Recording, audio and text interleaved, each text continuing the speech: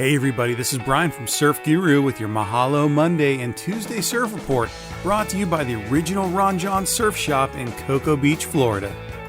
Looks like we have Waist Plus with lucky bigger sets out there, east-northeast chunky wind swell coming in with 15 mile per hour onshore winds. Looking pretty chunky out there on the cams right now. Similar conditions are for Tuesday, but a little smaller.